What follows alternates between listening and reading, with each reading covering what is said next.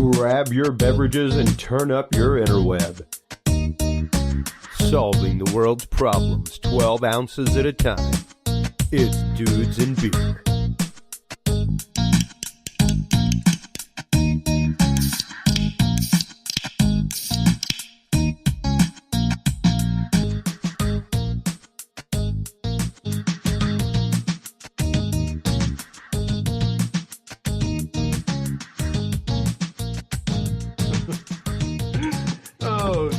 Goodness. Well, hello everybody. How are you doing this evening? This is Chris Jordan coming at you live from across the bridge from our nation's capital. Live tonight from Arlington, Virginia. I am here on a show with my good friend Brian Siegel. How are you doing this evening, Brian? Dude, I'm doing great, man. How are you? I am doing fantastic. I'm very excited for tonight. Coming up soon, we will actively have the Texas Bigfoot Research Center on. What? Talking about Sasquatch hunting in the Lonestar State. What is Sasquatch? What is the rave about squashing right now? Going out and hunting for Sasquatch in the woods, as well as the upcoming Bigfoot Conference for 2018. And what was it that made Jefferson, Texas into the Bigfoot capital? So that'll be some of the stuff that we get into. Before we get into that this evening, of course, we do have some of the news of the week coming to you from the Dudes and Beer Facebook page, of course. And quite a few of the things that we posted this week were absolutely phenomenal. One of them I always love starting off with something light because there's so much crazy stuff going on in the world. But one of my favorites was the axe accident in Dallas. Yesterday, there was actually a huge accident with an axe delivery truck. An entire 18-wheeler dumped over outside of Dallas and caught fire. So there was the beautiful scent of an 18-wheeler full of axe body spray just melanging the neighborhood. Like I said, that must have been one of the most horrifying accidents to ever pass by. Oh, that is punny. Yeah, exactly.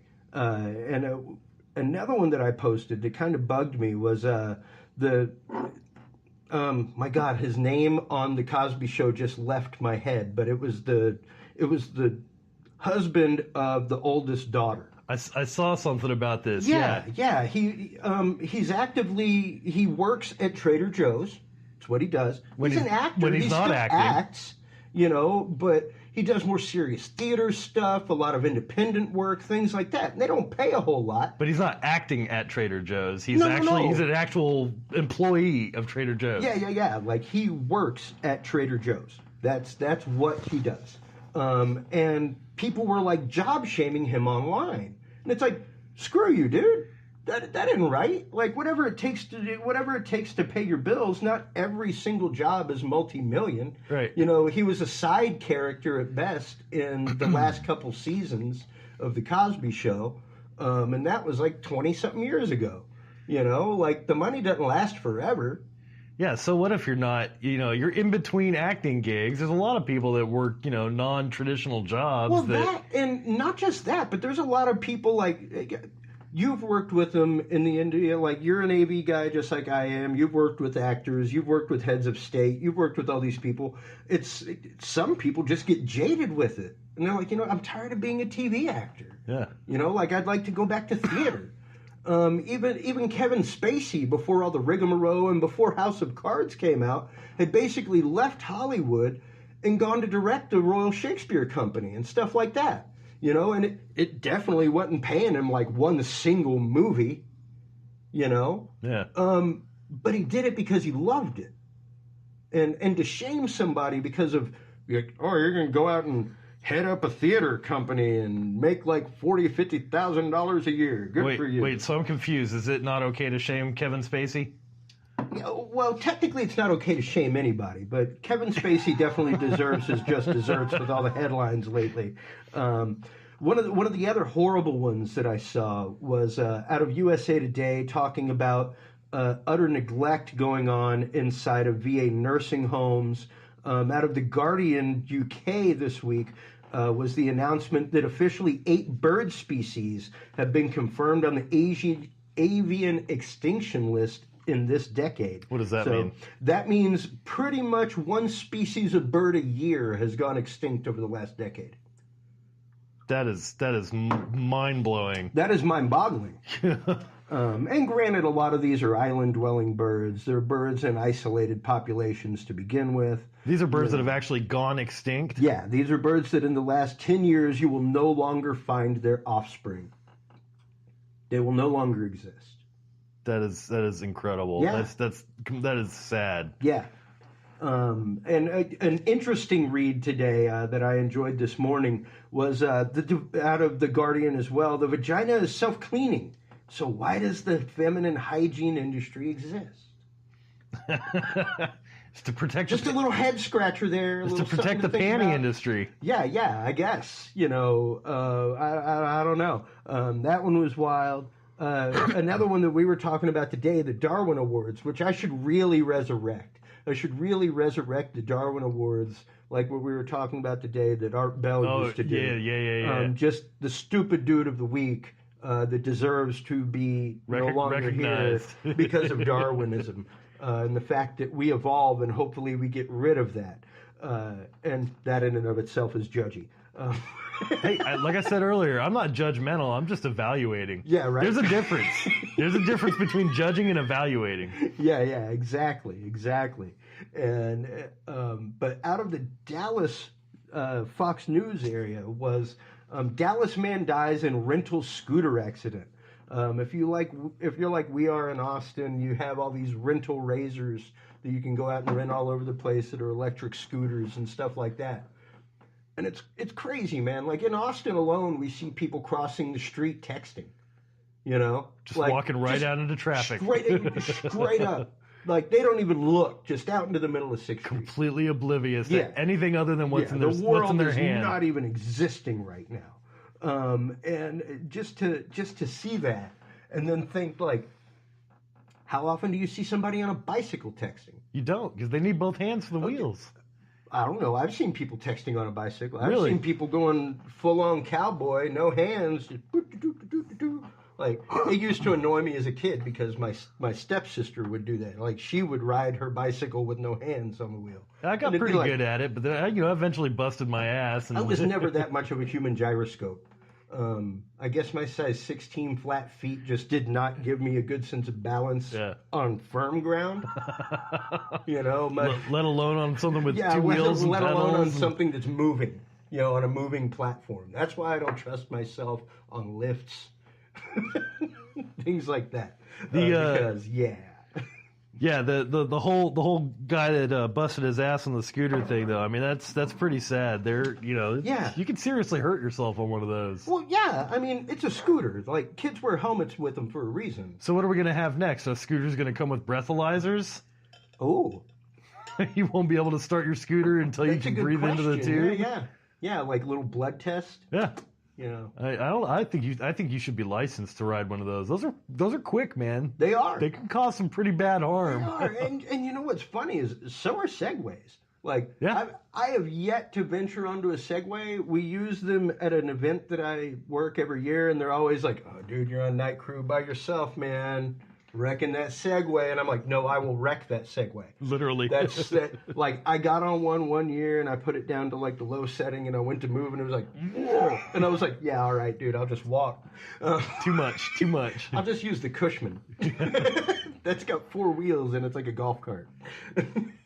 And, just talking about that and society to begin with and where we are as a society, it's mind-numbing to think about the fact that we have, and we were talking about this earlier, that we have become the society of the cooling threshold, of the 30 millisecond fix. We crave that. That dopamine hit. Yeah, you gotta get that dopamine hit. Yeah, man. We look for that endorphin rush after doing something or after seeing something, and it is such an easy means of control, and it's such an easy means by which to hijack the human body, and it's wild. So the moral of the story is get rid of your cell phone immediately. Throw all your cell phones out. Well, Throw all your devices away. I was talking Wait to a second. somebody- If we do that, we can't listen to the podcast. Yeah. Well, I was talking to a friend of mine earlier today who fairly well lives pretty close to off the grid in Pennsylvania. He is actually the judge of elections in his county. Michael Davis, I love you. He's been on the show numerous times, but he was like, I've actively been considering just finding a job where I don't, just living my life totally where I don't have to be near any screens or digital data. I'm like, oh, so you're going to go be Amish then? He's like, no, I'm just saying I want to minimalize it. I was like, okay, because there's a big difference there. Like, you're talking about the fact that you need to ditch cell phones, you need to ditch electronics, period. You need to ditch electricity. Like, even the 60-cycle hum of a light bulb and 60 cycles going around your house will set your rhythms off, Really? Yeah. Well, I mean, it's wild. Your brain actually sees at between 24 and 30 frames a second. Okay. Which is why film is natively in that range. Right. Now you of course add in the fact of subliminals and the fact that you can you can insert one frame in 30 and 9 out of 10 people will not see it. That whole back in the 50s when our parents were kids, like drink Coke, hot dog, just like one word would flash on the screen during a preview. Which is one of those large children's movie makers that I'm not going to name directly. Placed a lot of subliminal imagery in some of their cartoons and no, most definitely. You can mention it. It's Disney. Oh, okay. I don't care. No, call it out. That's what we're all about. It's Disney. Don't want Disney breathing down your neck for anything. Breathe. Feel free to come on the show. We'll talk about it. You can disprove it if you want. But it's so entirely easily done. And I had a theory a long time ago that, of course, the main reason for the move to HD to 60 frames a second. And so you can place more subliminal messages? Yep. You can place more imagery subliminally. 60 cycles to begin with instead of 30. Yeah. Because, I mean, you have to imagine it, folks, as hertz. A hertz rate is basically a pulse per second. Okay? Right. So what you're watching on film is the equivalent of 30 hertz, 30 cycles per second, 30 frames per second. Once you double that, now you're into the range that actively makes you tired.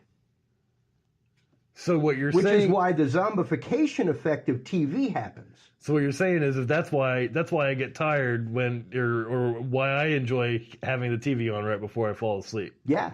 And it's one reason why I don't even have a TV in my room anymore. That's how hardcore I've gotten about it. Wow. And I used to not be able to fall asleep without the TV. But when I moved to Maine, once I got into a place and I wasn't just living in my bedroom all the time. Yeah. I didn't just exist there. It literally became the fact of I didn't want a TV in my bedroom. I wanted uninterrupted sleep. I didn't want the jabbering going on all night, things like that. I feel it lulls me. It lulls me right to bed, though. Like, it does. And like I said, it's the 60 cycles per second. Because that's twice as fast as your eye sees to begin with. So your eye is getting tired watching it. That's why the zombification happens when you watch TV. Is because your brain literally becomes entrained to that, and it starts double processing information. You're now seeing things twice as fast. So then let me ask you this then: when you have a TV that's like let's say a TV with 120 hertz refresh rate, does that make you even more tired than a 60 hertz? Now you're getting what I'm talking about. So now we have these super high tech televisions that are just basically turning people into zombies. Yep. All your computer screens are at 120 now. All your phone screens are at 120 now. You can now dump in 4 times as many subliminal messages without the brain seeing it. So where's the proof? Where's the proof that? Let me take it back. Okay. Where's the proof of the subliminal messaging? That's what I want to know. Well, the proof of the subliminal message. I mean, number one, you can go out. Oh my God, the name of the book just left me, and I used it for years. It's a marketing book. that's all about subliminal psychology. Okay. And how they used to use like words like sex and things like that, like inside of the shapes of ice cubes. Okay. Where your brain would see it, but it didn't register inside. Right. Your subconscious mind is aware of it, but your conscious mind isn't. And that's just it. And the proof is the fact that, yes, they did used to put in flash frames in theaters. Yeah. You know, drink Coke, things like that. I believe that. Do you think that's what we're really experiencing now, or just say watching, you know, The View or whatever? I wouldn't put it past anybody. I mean, to begin with, you have to remember that you get desensitized, not even desensitized. That's a harsh word because it takes a lot to be desensitized to something. Yeah. You're normalized is a better word. That makes sense. You're normalized to these things happening. And one of the greatest things that I think has happened right now is I think we're about to see a really large turn in consumerism in America and worldwide as these younger kids grow up. As kids are our kids' age, which get ready to hear Brian Siegel on an upcoming episode of Dads and Beer, folks. We were talking about it earlier. But he's got a 2-year-old, I've got a 1-year-old. And I really think that by the time our kids are 16 and 17, a lot of the consumerism that we have right now is going to lull. And it's mainly because of the fact that people like yourself and myself are getting away from standard broadcast television. Yeah, I cut the cable probably 10 or 15 years ago. And once you cut that tether, you're only seeing select commercials on things like Hulu. Yeah. You're seeing no commercials on stuff like Amazon unless it's for an Amazon show. Right. Yeah, I actively made the decision to ignore advertising. I refuse to be advertised to. Yeah. You cannot advertise to me. Here's the trick, though. I won't listen to it. I won't watch it. If I need something, I'll go and buy it. But were you that way when you were a kid? No, absolutely not. No. I didn't have a choice. Yeah. It was completely. And think about it. Like when we were kids and we watched TV, every other commercial is a sugary cereal. It's a toy. Yep. Depending on the time of day. You know, once the evening time came around, it was much more like adult products, adult things like that. But during the day, it was nothing but kid shit. Yeah, it was sugary cereals, Cookie Crisp, and that kind of stuff, and Transformers, and you don't see that on Hulu. Yeah, you don't see cereal commercials on Hulu. You don't see toy commercials on Hulu. I wonder if some of that see car commercials and insurance commercials. Yeah, and like pharmaceutical commercials, things that somebody 18 and up can purchase. Yeah, I was gonna say that's what you see on Hulu. I wonder if some of that has to do with the content of the show that you're watching. If you know, there's certain things that are marketed towards certain people. Oh no, absolutely. It's like I see a lot of stuff for Viagra. Mm-hmm. And so what are you searching on the internet? No, not Viagra. What's the other one? What are you into there, Brian? I can't even pronounce it anymore. It's like not a diabetes drug, but fibromyalgia. Oh, that's the one. I see the fibromyalgia commercial about 50 times a day, and I'm like, I've never searched for fibromyalgia. Yeah. I've never searched for random pains, but I'm constantly seeing this commercial. Yeah. Are they trying to tell me that I should go to the doctor and talk to them about having fibromyalgia? Is the pharmaceutical company telling me that I need to go buy this thing even though I don't have it? It's, of course, big data. Number one, because of your age range that you registered whenever you joined that service, they can tell that you probably know people that same age, and that fibromyalgia is a fairly recent diagnosis in life. You aren't finding a whole lot of 70-year-olds being diagnosed with fibromyalgia. You know what I mean? Yeah, it's kind of like adult onset autism. It just ain't happening. So should I go and talk to my family members about fibromyalgia? Maybe, but the fact is, because it's such a recent phenomenon in diagnosis, more than likely somebody 40 years and younger would be more apt to know somebody with fibromyalgia than somebody 70. Back to your point, though, 17. You know, our kids, when they're 17 years old, they may be experiencing some kind of a lull in consumerism. Yeah, exactly. And I think it's mainly because of the fact that these services and things like that will not be there. Like these services will be, but the commercials won't be. Right. Not like they are on standard television. They make their money off the membership. The ads are an add-on. They're additional. They make their initial money off the membership. So I wonder how these advertising companies are going to be able to stay in business. That's a huge, huge demographic question right now. And, you really have to wonder how a lot of media, how a lot of print media, everything else is really going to stay in business as far as the internet goes, as far as what's going to happen when our kids are older, even scientifically, what's going to happen. What are some of the things that are going to be discovered? Yeah, I can't. That's a great question. I haven't even picked up like a magazine, or I couldn't even tell you the last time I picked up a magazine or a newspaper outside of a doctor's office. Yeah. Like it used to be the thing. You go to the bookstore and you browse, browse the racks of magazines, and you get a magazine like a Guns and Ammo or whatever. What's the bridal magazine or yeah. you know. Well, and that's just it. Like, how often do you see people purchasing magazines at the grocery store? They're still there. You don't. I never see anybody. There was recently a study that we posted here on the Dudes and Beer Facebook group. Go follow Dudes and Beer on Facebook, everybody. You will see all of these articles that we post in News of the Week.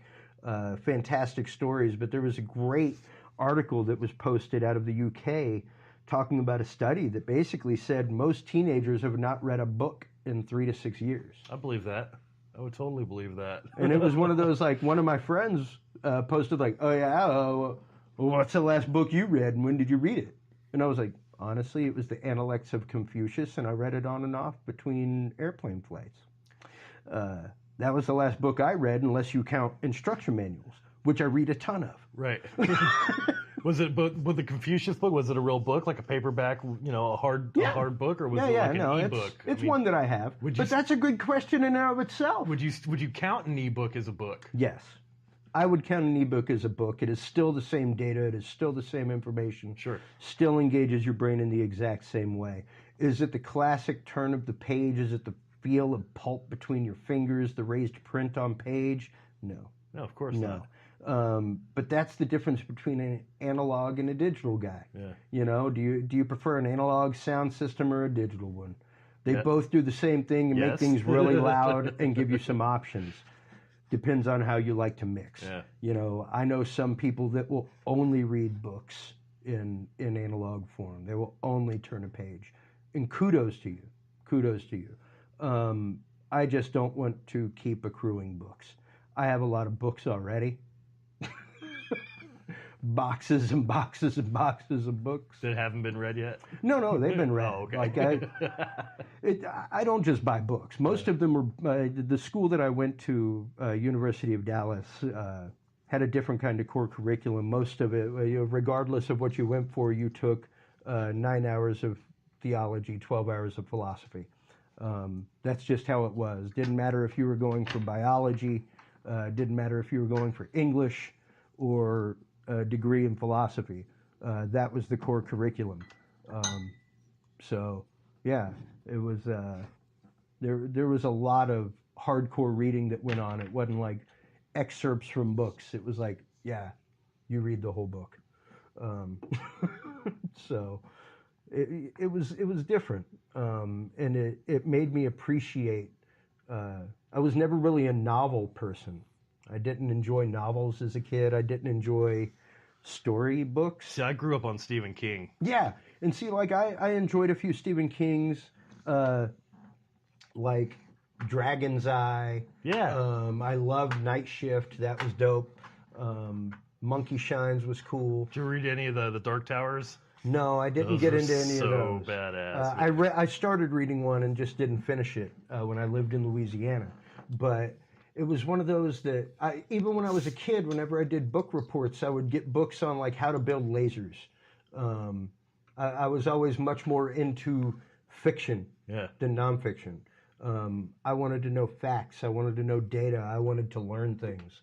I remember checking out books on electronics before I ever knew how to read schematics. I didn't learn that until about 5-6 years ago. Electronics books that's some good reading right there. Yeah. But it definitely was like the beginnings of me in the industry whenever I look back at it, like 6th grade, 7th grade, whenever we would go to the library in school and check out books.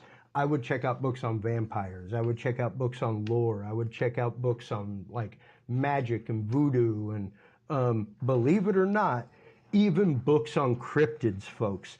And with that in mind, I would like to invite Craig Woolheater to the conversation. We are actively going to call him via the Skypeness right now to get a hold of him and have him on the show to discuss the amazingness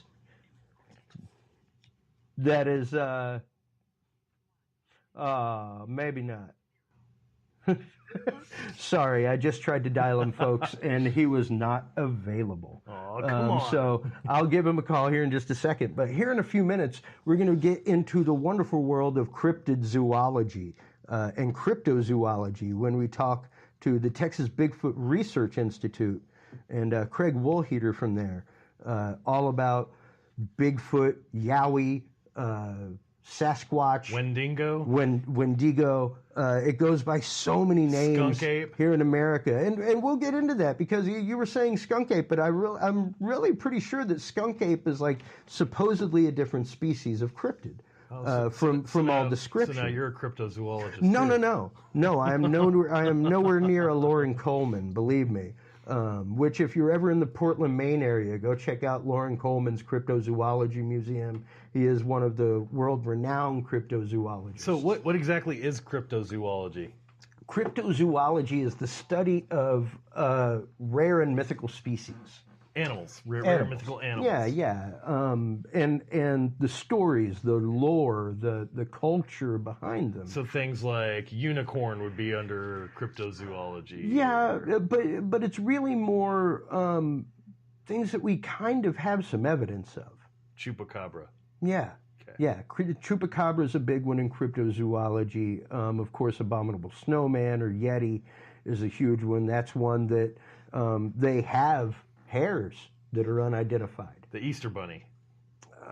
Not necessarily cryptozoology, because we know bunnies exist and Easter exists. But rabbits that are based around Easter.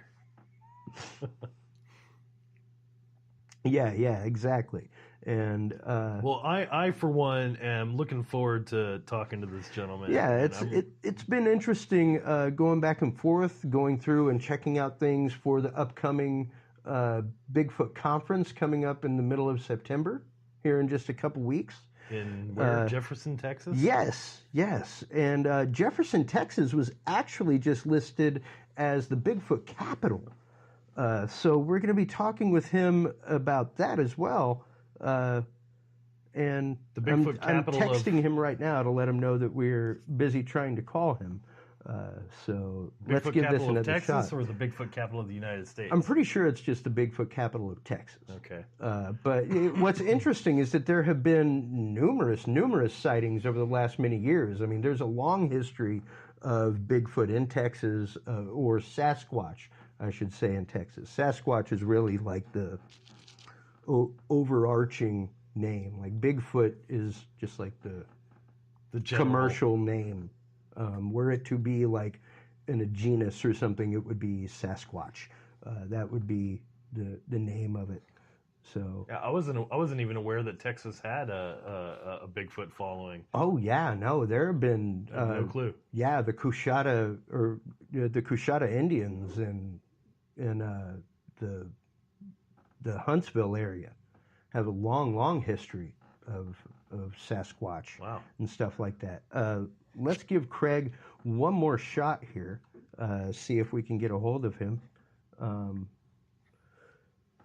So let's see if the Skypeness works and rings through. We're ringing now. Hello, Craig. How are you this evening? I am doing good. How are the dudes and beer doing tonight? We are doing fantastic. Please welcome Craig Woolheater, everybody. Hey, Craig. How are you? This is Brian.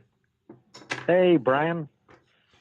Sorry, I had I got detained and wasn't available at the onset, but hopefully not actually detained. Not detained by any constables or law enforcement of any kind. Good. I was going to say, we have some good lawyer contacts here on the show if you need them. Well, that's good. We are so entirely excited to have you on. Sorry about the back and forth all day, things like that. I'm actually here in Arlington with Brian working a convention.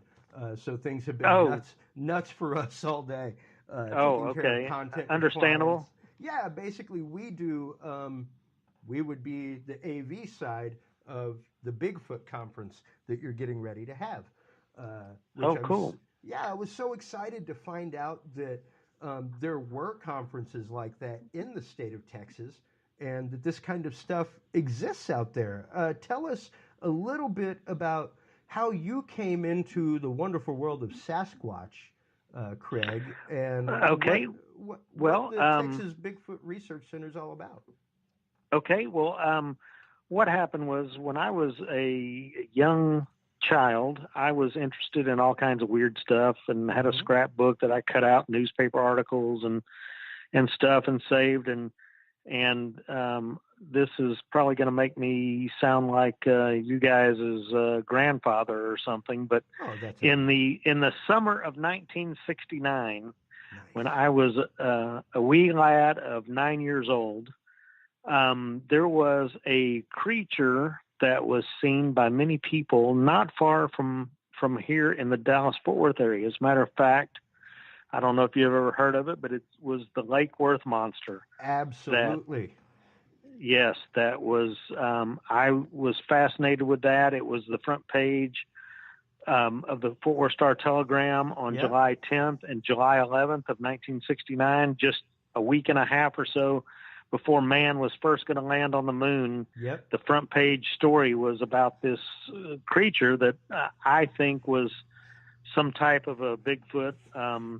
It was white or grayish colored, was seen out there basically that summer of 1969 by hundreds of people, seen by law enforcement officials and it was hundreds not of a people. lone sighting. No. It was one that that is generally regarded as one of the more credible cases. The creatures that was seen by the most people, because in all parts of the United States, but especially here in Texas, you get like a localized monster, and it gets a name and a reputation, and there's the Chambers Creek monster, Turkey Creek monster. They're all generally deal with a body of water, because that is generally where the sightings are localized around. To be what I feel is a real live, living, breathing creature, animal of some kind. There's three things that they need. They have to have an abundant water source, they have to have an abundant food source, and they have to have cover, abundant cover, shelter. And so typically these things, those three things are found around bodies of water, whether it be a lake, a river, a creek, a stream, whatever. And so, when people would, be out fishing or out in the wild or whatever, and would see one of these things, and if it was seen by, one or two or three more people different times, they would get a name. And that's how, the Lake Worth monster was, seen out there at the lake. So it got that name. Like I said, there's the Big Cypress Swamp monster out in East Texas, the Turkey Creek monster, Chambers Creek monster, all these different kinds of names, seen before. What other names, they weren't necessarily known here in Texas as Bigfoot or Sasquatch. They were more like the wild man of the woods or such, but I believe that it's the same type of creature that's being seen in other parts of the country. So, Craig, I'm sorry, this is Brian. I have a question for you. Sure, Brian. Skunk ape, Chris and I were talking earlier about the skunk ape. It's something that I heard when I was living in Florida was this creature. Right. Is that the same thing as a Sasquatch, or is it a completely different animal? No, we don't have one of them, much less one from every area to study and get samples. But the descriptions of it, pretty much match the descriptions of Sasquatch or Bigfoot or wild man. There may be differences, just because of where they're located. Like up in the Pacific Northwest, they're going to probably be larger, more fat stores in their body for insulation and more hair than down here. And down here, a lot of them are described much, kind of maybe not even as tall and leaner, where they wouldn't need the, the insulation so much as up in the Pacific Northwest. And the skunk ape is, I believe is the same type of creature. It's just, again, gotten that kind of localized name and supposedly has a reputation for having a pungent odor about them. But, Bigfoot sightings in other areas, sometimes people mention that as well. And, if you can imagine that, a creature covered with hair and doesn't, have a shower facility or anything, or even toilet paper, it may become rather stinky. Imagine any wild animal to begin with has its own musk about it. And I know Brian had another question there for you. What qualifies a Sasquatch as being a Sasquatch? I'm ready. Oh, sorry. Yeah, no, you were there. Go ahead. What qualifies a Sasquatch as being a Sasquatch? Like what are the characteristics that a creature has to encompass in order to be tagged as a Sasquatch? Does that make sense? Yeah. Does that question make sense? Generally, it is it's a bipedal creature. That means it walks on two legs. It's covered with hair.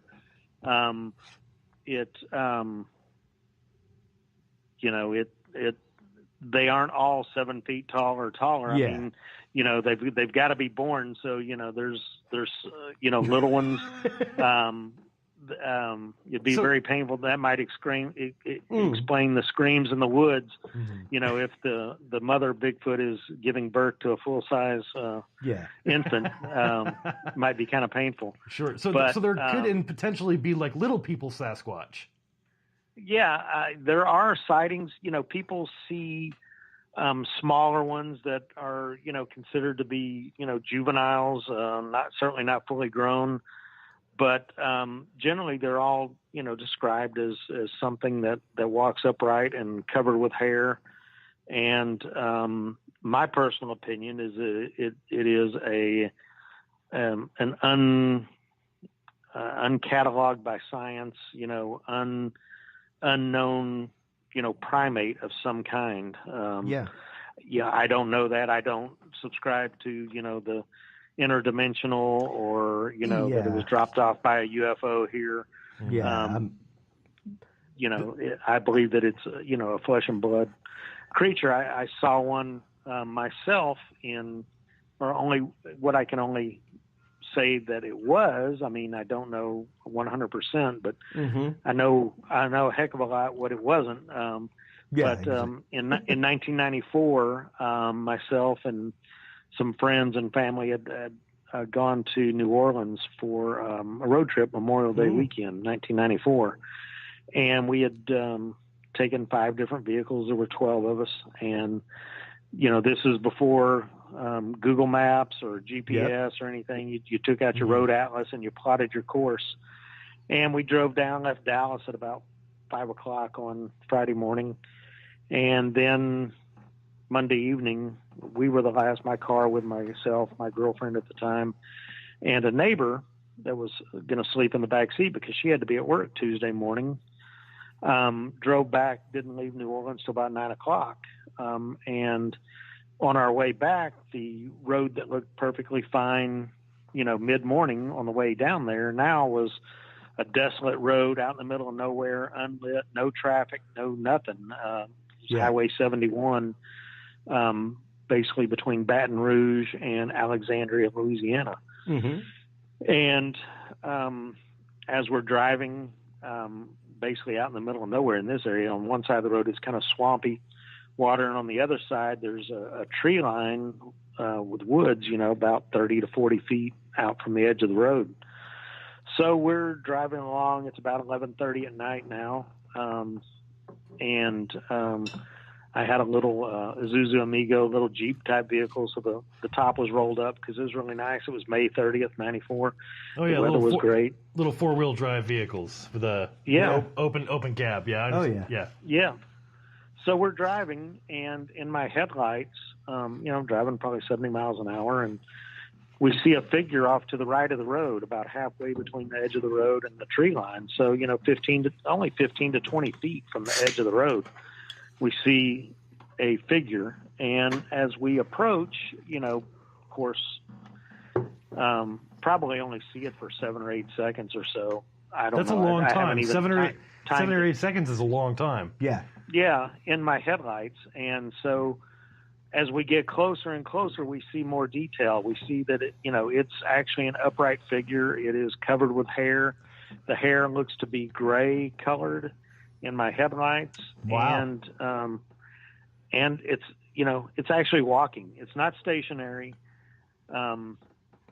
We drive past it, and like I said, its back is to us. It's walking parallel to the road. It doesn't look over at us. It doesn't deviate from its path. It doesn't run off. It's just walking parallel to the road. And as we drive past it, she and I looked at each other and simultaneously said, "Did you just see what I just saw?" Yeah, right. And we agreed that we did. And I said, "What do you think you saw?" And she goes, "I think I saw a Bigfoot." And I was like, "Well, we've got to stop." And she is very, very, very adamant. F this, we're not stopping. There's no way. Yeah. We're basically in an open convertible. However, like I a normal doubt human being would the do. plastic window flaps were rolled down. That wouldn't be much protection anyway. Sure. So I don't know what I would have done. I just wanted to try and get a better look at what we saw. So about this time, we're rolling into a very small town named Bunkie. Oh, Bunkie in Louisiana. Absolutely. On Highway 71. Great little town. And it was 11:30 or so Monday night, Memorial Day. There was nothing going on, nothing. So we drove through town, and on the way out of town, we saw a small white, little country church in a asphalt parking lot with a light pole out in the parking lot that was lit. So we pulled into the parking lot at the church. My friend was still asleep in the back seat. She never woke up. But we pulled into the parking lot and stopped for about 10 or 15 minutes to talk about what we had seen, what we experienced, what we thought. Yeah. And then we got back on the road. My friend had to be at work Tuesday morning, and we were still, 5.5, 6 hours away from Dallas. So we got on the road, and I don't really remember talking about it on the way home, really. I mean, I could have, but, it's been now 23 and a half years ago that it happened. I don't remember talking about it. I don't remember talking about it when we got home to anybody, really, or between ourselves. But this is going to be a mind blower for listeners. Until July of 1997, when I first got on the internet. Wow. Yeah. 21 years ago. But, of course, that is so entirely, we've interviewed UFO investigators. We've interviewed so many people with things that after years, until the advent of the internet, I guess there were some isolated bulletin board chat rooms, things like that. Sure. But not anything as specific as like a Sasquatch chat room, right. or there a were Yowie people, chat room. Yeah, and there were people out there, a handful of people that were interested in it and investigating and following up on reports. But I mean, to communicate. Unsolved actual crimes are being solved right now via social media and people getting together like this. And they had to, write a letter or actually have somebody's contact phone number and call them. I mean, it's not like now, but, in 1997, again, the internet, was a lot less than what it is now, for sure, in the Oh, early God, days. I mean, there were some bulletin boards and message boards, and there may have been, a couple of, fairly rudimentary websites out there, but there wasn't a whole lot of information out there. But again, there were bulletin boards and stuff where I could, network with people and meet people and communicate with them about what my experience was. And so I started talking about it when I got on there and met people and networked with them, and met a gentleman also here in Texas. And he had actually already been in a Bigfoot research organization, but they were actively trying to shoot and kill a specimen, and he disagreed with that. So we started up an organization, the Texas Bigfoot Research Center, that was a no-kill, what would be considered a no-kill organization. We were out there trying to collect evidence, whether it be, eyewitness testimony, trying to find hair samples, perhaps, footprint, casting tracks in the ground, making plaster casts and such, trying to collect evidence and compile, like I said, stories and such. And so we put up back then it was a pretty cheesy website when you think about it. I think it was the first one was on Angel City. Was it? Oh man, really? Yeah. Wow. Was that what it was? That yeah. Was that, probably had some, dumb blinking, flashing, animated GIFs and stuff. Oh and, yeah. But we all put the up great old a flash report. animations. Yeah, put up a report submission form, and joined the team. And we had people that started contacting us, wanted to get involved with what we were doing. We had people contacting us, submitting their encounter stories to us, and so we started compiling information, and then going out in the field, meeting these eyewitnesses, ideally at the location of where they had their encounter, to try and determine the validity of it, meeting them face to face, and looking at the terrain around and see if it was, we felt that it was suitable, and just started doing that, and following up on, areas where there was activity that was reported, where we would, go out and set up overnight and with listening posts and such, to, like I said, to try and collect evidence. And then, the conference idea came up, in 2000, attended, the Ohio Bigfoot Conference, which Ohio is pretty much a hotbed of Bigfoot activity, Ohio and Pennsylvania. And so in 2000, we went to this Ohio Bigfoot Conference and met people and started networking with them in person, and came home and decided, I could probably put something like that together in Texas. We don't have anything like that here. It'd be cool to have. And so in the meantime, wheels started turning, and so I picked Jefferson for a couple of reasons. Number one, my parents owned a bed and breakfast there in town in Jefferson, and number two, my mom was on the events committee for the Bed and Breakfast Association. So I figured that you got a place for guests to stay and an inn, right? Pool my resources, and the fact that Jefferson, it has a history of sightings in that area, out in Far East Texas, the Piney Woods. We got Caddo Lake, which is 15 minutes away. It's right there on the Big Cypress Bayou, which it was one of the creatures that I named. There was a pretty famous case in 1965 there in Jefferson, north of town, where a 13-year-old kid was walking home from his friend's house in a very, very, very rural area, and he said that some big hairy creature, came up out of the creek and started chasing him, and he ran home, and the story got picked up actually by the wire services. It was, published in the local newspapers there, and got picked up by the wire services, and became, quite a big deal. And once again, like it happened at Lake Worth, you get a lot of people coming around, with guns and such that want to hunt the monster and, be the one to shoot it and all. So we held the first event there in Jefferson in 2001. The unfortunate situation about it was it was scheduled for September 15th, 2001, which as you can maybe surmise was 4 days after 9/11. Yeah. I can imagine attendance wasn't very high. Yeah. So we went ahead and, everybody was like, "Are you still going to have the event? Are you going to have the event?" So I had the event.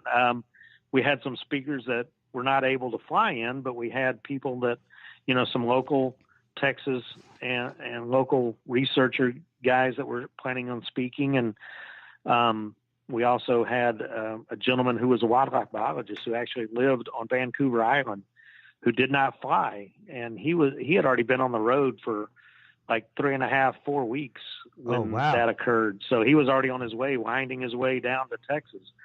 So we still had the event. We drew about 150 people that first year. And that's not bad for a first show. That's impressive for a first time. No. And it's grown, pretty much annually. We've held it in Jefferson for many years. And then we moved it out of Jefferson, moved it to Tyler for a couple of years. And then 1 year it was held in Fort Worth at Tarrant County Convention Center. At that point, I had already left the organization that I started, and they continued on with and kind of changed their focus. And I brought back the original organization back in 2013. Okay. So have been back in Jefferson. I'm sorry. How many people are you expecting to attend the event this year? We are expecting over the course of 2 days, expecting probably about 500 people or so. Not bad. That's nice. 250 to 280 Friday and Saturday. I mean, maybe 300 and plus on Saturday and 180 to 200 on Friday. So it's a 2-day event. I've helped organize and co-curate a couple of museum exhibits about Bigfoot here in Texas. In 2006, we had a pretty big exhibit down in San Antonio at one of the University of Texas San Antonio I remember conferences. Campuses, Bigfoot in Texas ? It was about 2,000 square feet, and it ran from April through August. We had 4 half-day conferences where we brought people in, again, from across the country and Canada to speak about it. And so, it's just, when I had my experience, I wasn't an outdoorsman. I wasn't a hunter. I wasn't a fisherman. My outdoors experience, I was in my teen years, I was a Boy Scout. Yeah. And, camped out, went to summer camp and stuff. So, I mean, I wasn't, a tracker or any kind of, had any really outdoor skills at all. Craig, but, I was a Boy Scout too. Do you remember what the Scout law was? Be prepared. Yeah. A Scout is trustworthy, loyal, helpful, friendly, courteous, kind, obedient, cheerful, thrifty, brave, clean, and reverent. Yeah. Yep. Yep. I can't believe I remember that. That's 30 years. And clean. Don't forget, we were clean too. Yeah, brave, clean, and reverent. Yeah, I said clean. Hey, so I have another question for you. Sure. So you've been doing the conferences now for what, like 17 years? Yeah. And yes, sir. You've had thousands and thousands of people come through, and you've had speakers probably from all over the country, I imagine all over the world. So my question is this: how come we have not found and brought forth an actual Sasquatch yet? Okay. Go ahead, and then I will respond afterward, Craig. Okay. Well, first of all, I think that they are fairly rare. I mean, there's got to be enough of them out there. People. I actually did an interview earlier today with a reporter from the Dallas Observer, and that was her question. There's not just one now, is there? And I was like, no, that's one hell of a range if it is. Right. He certainly gets around. Yeah. And I said, I don't know, what the population, I mean, there's wide varying, thoughts on how many, some of the scientists that were involved back in the day thought maybe 2,000 to 6,000 of them across North America. Yeah. Population examples all the way as far as some people have said up to 100,000, which I feel is way I would think too many. At 100,000 Sasquatches, like we would run into a couple of them a week. I wouldn't say that though. But here's the thing: there's so many good trackers out there, and so many people that know how to hunt. Yeah. And there's so many people that, like, we found Osama bin Laden. Okay, but that was with a lot of satellite technology and tracking and modern technology as far as like social media, things like that. But still, we can hunt gazelles and deer in the woods and bears. Absolutely. I can tell you right now that there have been at least 10 new species of fish found this year. Oh, yeah. We find there's all the time. All the time. Thousands of new animals. Now, most of them are small, insects, but there are reptiles. Some of them, like the deer in northern Vietnam, that have been spoken about for hundreds of years in tribal culture, things like that. Deer that have like flaps on their nose that look like gills, things like that. These were actively discovered 10 years ago in the woods. They found they were like little ethno known, which means known to the local population, but not cataloged by science. And that's just it. Things even like they're talking about how it may be possible that there's even a revitalization of the population of Tasmanian tigers. Has there been any recorded, any documented interactions with a Sasquatch? Has anybody told you that they've actually encountered one and like approached it? Yeah. I know. I was told firsthand a story of a woman who, and again, she sounded credible. Her story didn't change, but that we didn't hook her up to a polygraph or anything like that. It's not admissible in you court don't carry anyway. one of those around in your pocket? No, certainly don't. My polygraph is my BS meter. But I'm sorry, go ahead. Said that she was in a truck with her boyfriend. This was up near Paris, Texas. Okay. Once again, up near the Dallas area, folks. Yeah, not far away. Mm-hmm. The truck broke down. He went to go get help. This is certainly before cell phones, so they had no way to communicate with anybody. So he left her there. And she said that she was laying down in the seat of the truck and she heard some noise outside. She looked up and she saw 3 Sasquatch, she said. One that was obviously a male, much taller than the other 2. The other 2 she felt were females, and that the male approached the truck and actually reached in and grabbed her ankle, she said. Wow. And was trying, she felt, to pull her out of the truck. And she said she reached down in the floorboard of the truck and grabbed a glass Coke bottle and used that to whack the thing on the Sasquatch on the hand and, let go of her.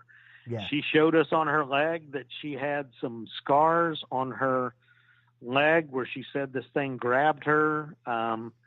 She had, doctor's reports. It didn't, of course, didn't say that it was, a Sasquatch wound or anything. But, and we had received other, encounter stories up in that general area.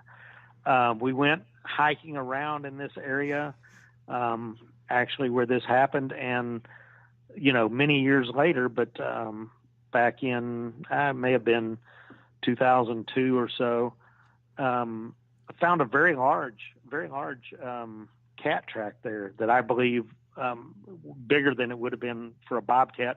It would have been what people like to call a panther, mountain lion, or whatever, which There are sightings of every now and then. There's not a lot, but they're rare. But there is a reason why the mascot of U of H is the Cougars.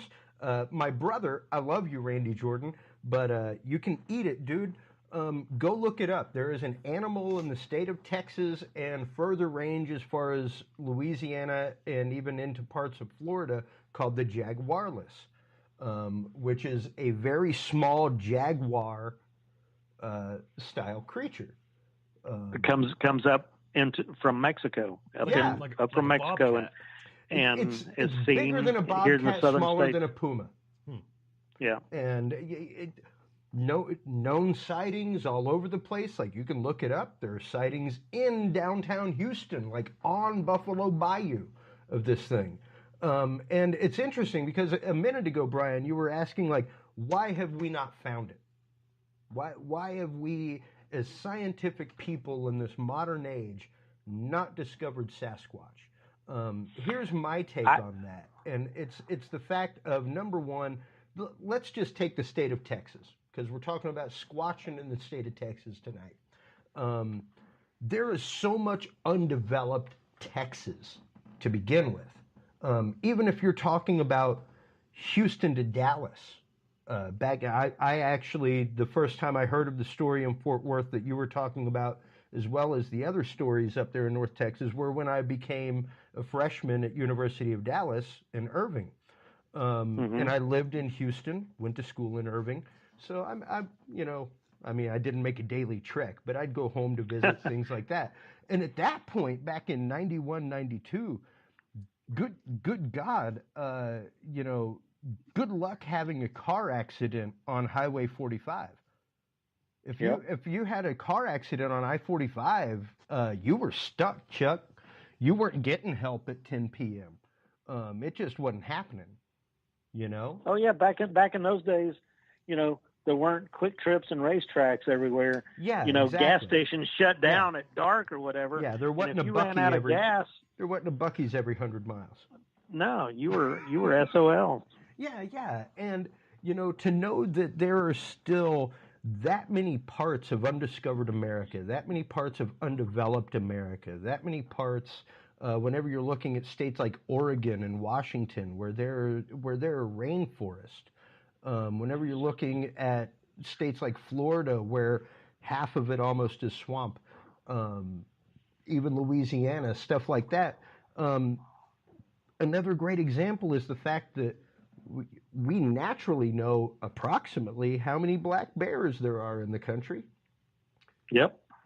Good luck finding a black bear carcass out in the woods. Yeah, I would imagine they get eaten. Yeah.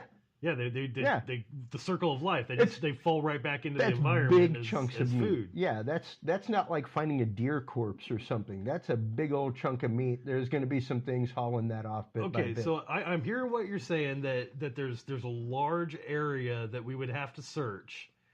There's just an almost immeasurable amount of land here in Texas.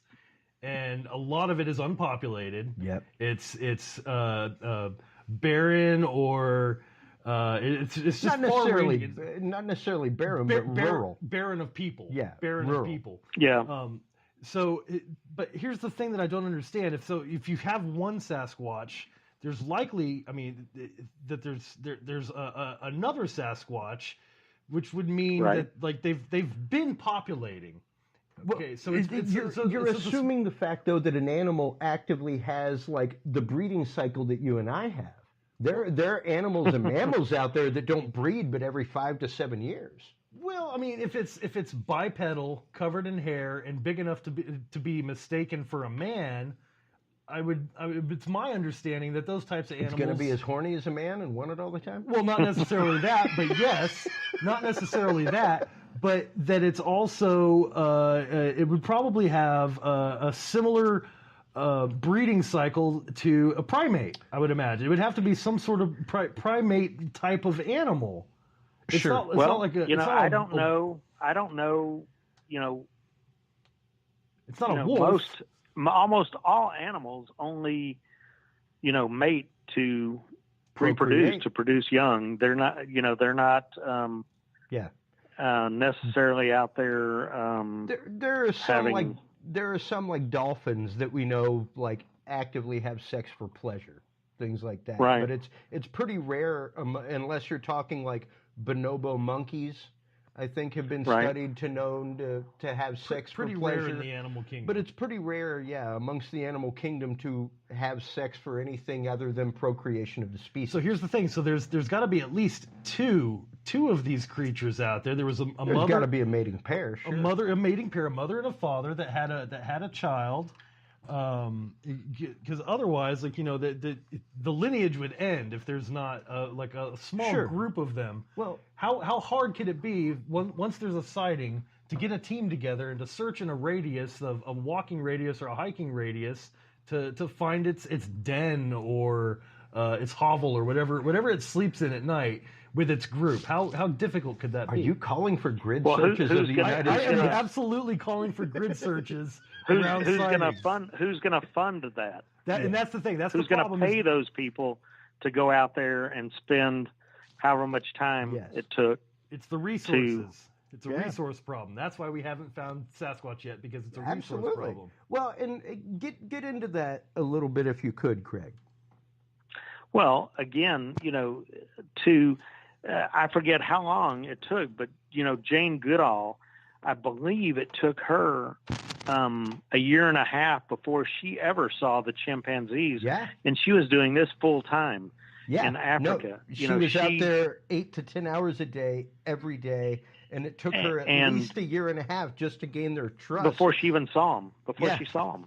Yeah. I mean, she heard them. She, could find evidence that they'd been there, but she did not actually see them. I mean, I feel that it would take, it would take a long, protracted time of people full time out there, a team looking. And again, who's going to pay that? I guess back in the day, the A team didn't charge to go out.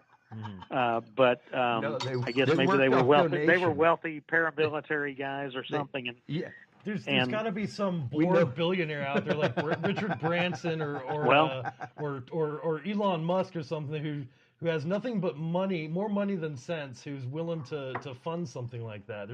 Can we go? Hopefully you would think that somebody would have contacted like Paul Allen, co-founder of Microsoft, who actually funds the SETI program, the search for extraterrestrial intelligence. I propose that he needs to fund the Yeti program. Oh, he's to come up with a Yeti program. Let's start it. Yeti instead of SETI. I've tried to get to people here in the Texas area over the years and haven't even been able to get through their people to get to them. Just throwing out two names, Don Henley and Mark Cuban. Don Henley grew up out in the area out there in East Texas and has funds the Cattle Lake Institute to protect Cattle Lake, and but not able to get through to his people or Mark Cuban. Mark Cuban, although he grew up in Pennsylvania, has been here in Texas for a while and, is around the same age. So I thought, maybe it might be something he was interested in. But again, he's getting 1,000 emails every day of people wanting, coming up with ways that they want to spend his money. I know it may be a little bit out there, but have you considered Willie Nelson? No, I'm being dead serious. I'm not even being funny. Yeah. Because like Willie's all about the paranormal. Like he fully believes in that kind of stuff. So like I could totally see Willie Nelson putting some money into some research into something like that. And it's interesting that you were bringing up the mid 90s because there was a huge rash of sightings. I was telling Brian earlier. Of course, like I said in the promo to the show, be it Yowie, be it Wendigo, be it Wildman, what have you, Sasquatch or its relations have been sighted all over the country, all over the world. Yeah, all over the world. And really, in the mid 90s, there was a big rash of sightings up around the Huntsville area.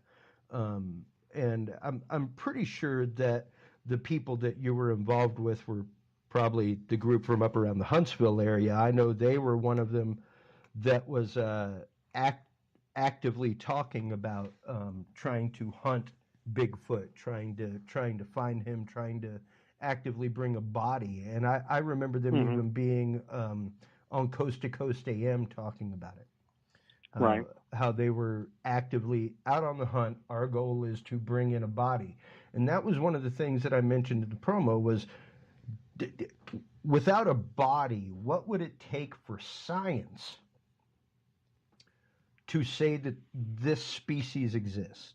To say that this primate, what have you, doesn't really matter the classification. But what would it take for science to say this exists? We have unidentified Yeti hairs. We have unidentified Sasquatch hairs. We have, much like crop circles, a string of faked Bigfoot prints, but a good conglomeration of them that even anthropologists and scientists and physiologists are like, nope, shouldn't be. Well, we started a large-scale camera project back in 2006 that ran for 5 years. And we had high-end, high-dollar game cameras out. That's a good idea. At one point, I believe we had about 40 of them in different areas here in Texas and southeastern Oklahoma. And these cameras cost about $600 a piece just for the cameras. Yeah. We had to, in Oklahoma, secure them in heavy gauge steel boxes because the bears, black bears up there, like to eat them. Yeah. We were interviewed for a newspaper article, and I don't recall which one it was off the top of my head, but they, that was our stated mission, to gather credible photographic or video evidence of what we called Bigfoot.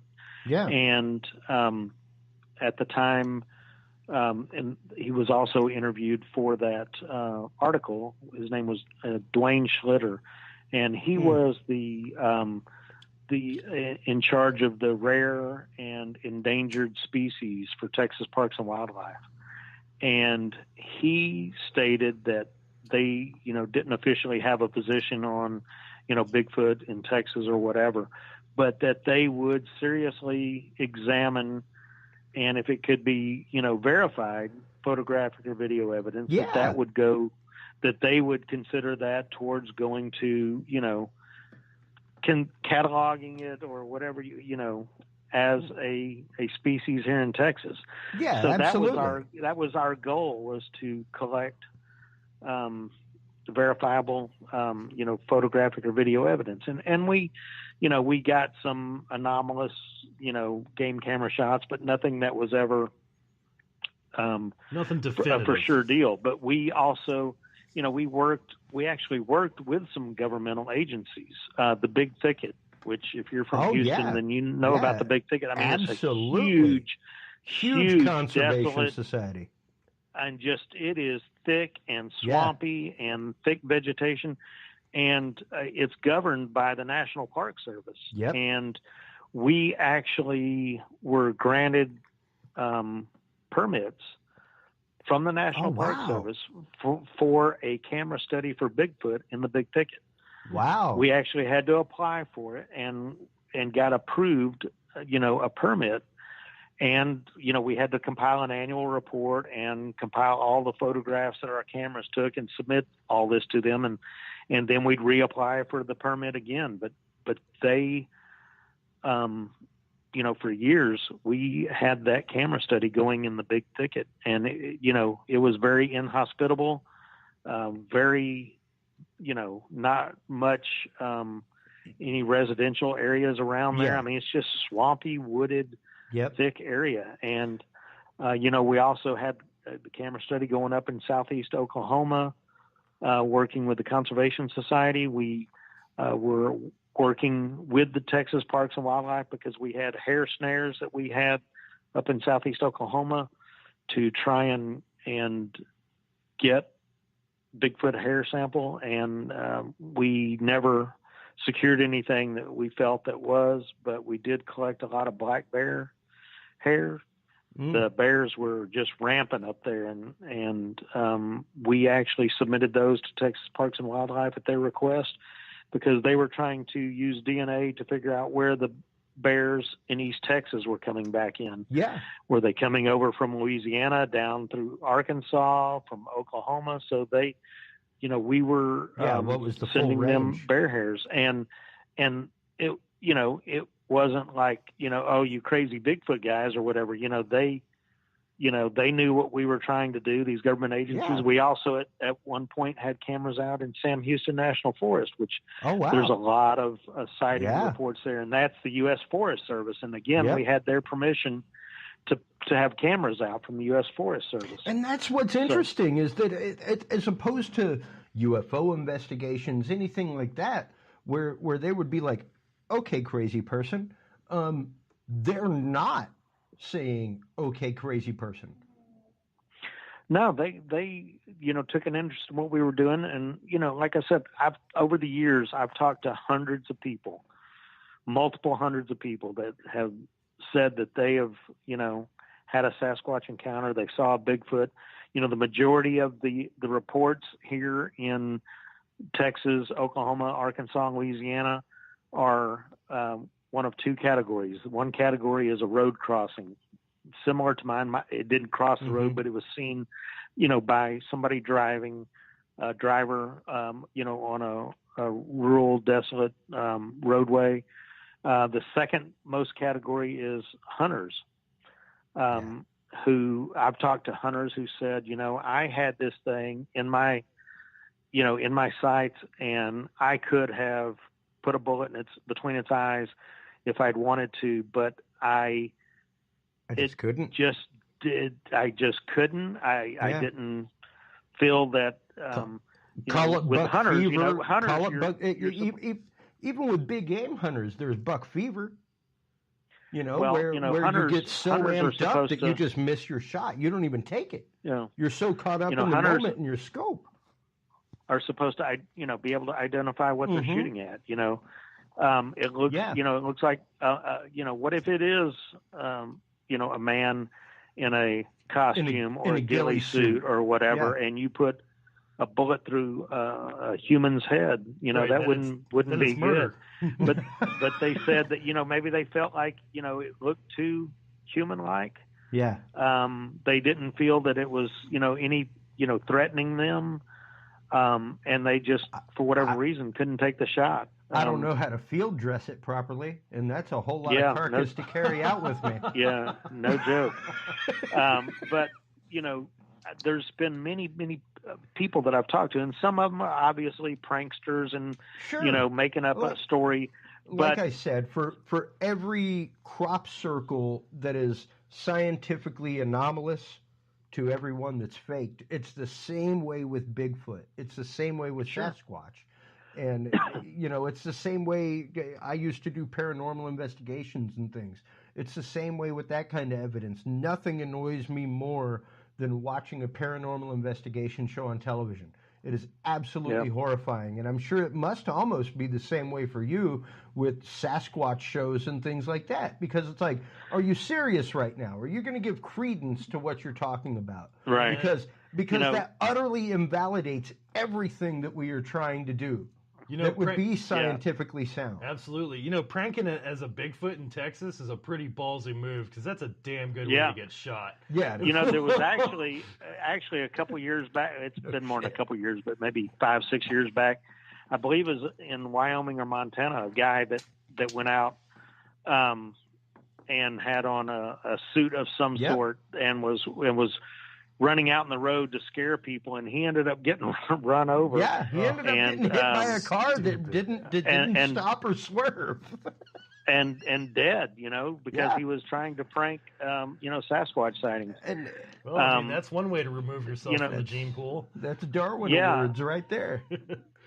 So, the number of people that I've talked to, I feel that there's only a couple of choices for what, as far as people that say that they've seen a Sasquatch or a Bigfoot anywhere here in Texas or wherever. Either they're outright lying to you. They could have been hoaxed by someone else that they don't know, somebody, either whether it was a buddy or just somebody else, like this guy in a suit running out in front of them. I mean, there's that possibility. They could have been, under the influence of, alcohol or, prescription drugs or who knows what else. Okay. They could be mistaking. What are you trying to say? I'm saying that, there's impaired drivers out there. Oh, absolutely. That could have seen something. They could be mistaking known wildlife, or a person, and just be mistaken by it. Or the other possibility is that they actually saw what they say they saw.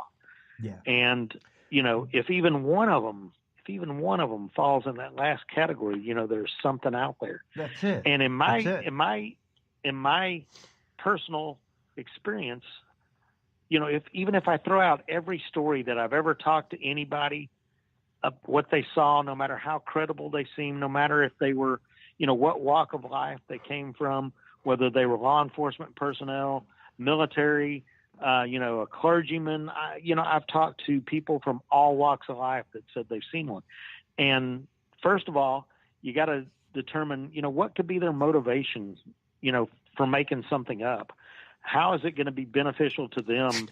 If they submit their name and phone number to an organization, we didn't publish or disclose who they were, but there may have been details that were in their report that may have, pointed out who they were. They may have told somebody, or word got out, or whatever. I couldn't figure out any motivation for them to want to, make up a story and attach their name to it. And that's just it. Most of the time, whenever you're talking about, be it a UFO sighting, be it any paranormal event, even a sighting such as a Sasquatch, it's pretty much in almost nobody's vested interest.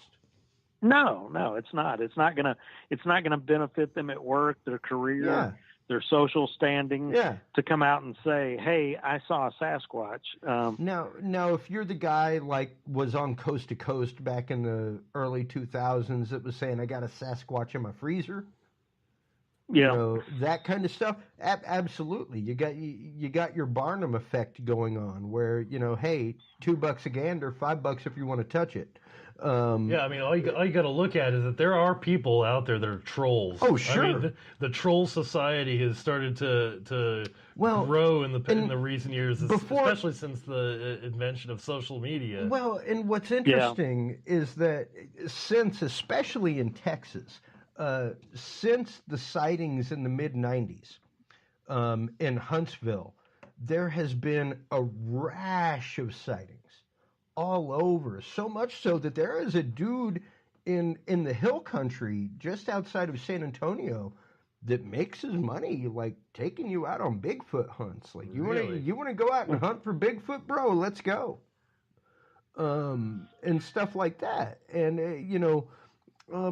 that's where you have to kind of draw the line, I think, is the fact of are you doing this out of a touristic fun point of view to go out and do this, or are you doing it to try to, like Craig was saying, go out and gather some physical evidence, whether it be for the Park Service, whether it be what have you? Are you looking for things like audio recordings? And I'm going to play a couple clips. I don't know if you'll be able to hear them, but one of them I've had for years, and it's one of the most haunting sounds I've ever heard. It's from like 1973 in Washington, and it's a Bigfoot scream. I don't know if you'll be able to hear it, but I want to share it with our audience because it's one of those things that audio recordings are so invaluable whenever it comes. I'm a Cajun by upbringing. And recently I ran across one of my grandfather's tapes that was literally a 90-minute tape, 45 minutes one side, 45 minutes of the other, of wild animal calls. That sounds like something a Cajun would have in their collection. Oh yeah, no, absolutely. That's how you bring him in. And he probably, made gumbo or jambalaya or something like that out of each and every one of them. Oh, and you know what? There's an old saying. You go to any zoo in the world and you see kingdom, phylum, classification, species. You go to a zoo in Louisiana and you see the recipe. But I want to play this sound, which is a recording of a supposed Bigfoot scream, and it is one of the most haunting sounds that you can ever hear.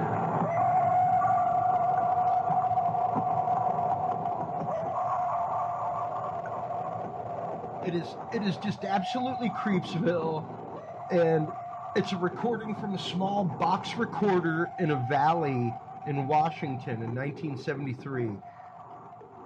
And it's just, even as an audio engineer, someone who does it for a living, that does not sound like a person screaming in a valley. Nope. That did not sound like a person at all. Like, the unique sounds that are Bigfoot, these sounds that have been recorded so many times, the screams like that are long and droning and drawn out, beyond the sound. And believe me, you ever hear the call of a peacock? That is some crazy stuff to hear on a bayou. Oh, yeah. And whenever you hear it, you're like, what the hell is that? Like, what kind of monkey is living in the woods right now? Mm-hmm. What's murdering that other thing right now? Yeah, and you really have to be familiar with these calls. It's not like a coyote. It's not like anything like that is, or even a mockingbird or a raven that is utterly unique. It's so entirely guttural, so entirely human in its sound and in its range. Here in Texas, if you can look up online and listen to it, not necessarily play it on the show, but like a barred owl mating call. Oh. When a mating pair get close to each other, it sounds like a whole bunch of monkeys in a tree. Yeah. It's just, it's really wild to hear those noises. And again, there's nothing that's, like you said, supposed. There's nothing that's documented and stamped and said, unequivocally, this is a Bigfoot making this sound, or Sasquatch. Yeah, this is a Sasquatch because call. Animals, make all kinds of weird noises out in the wild. I got a 1-year-old. He makes up his own noises all the time. There you go. So, I mean, there are vocal recordings that are suspected to be Sasquatch. And like you said, they're generally pretty creepy sounding. I've heard some weird stuff out in the woods here in East Texas that I don't know what it was. I don't know for a fact that it was Bigfoot, but, I don't know, that it was any other known wildlife that I've heard a recording of.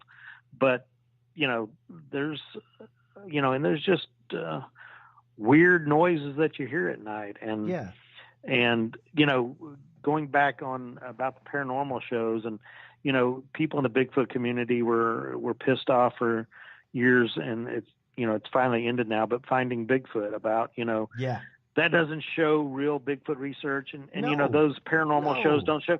Nobody would want to watch it if you showed what real Bigfoot research was. Yeah. Go sit out overnight 8 and wait hours for and something get to nothing. happen, And nothing happens. Nobody's gonna watch that. It's a reality show that they're selling commercials for, and Budweiser or whoever is not going to buy a commercial for a show of somebody sitting around there with a tape recorder waiting for something to happen. I mean, it's not going to happen. That's a prime example, because it's kind of the same concept as saying, every time I go out on a big game hunt, I'm going to score, because every time I watch the big game hunting shows, The guy takes down a ram. He takes down an elk. Sure. Like every single time, he's got a kill shot. It's like we were talking about. You're lucky if you actually find an animal most of the time.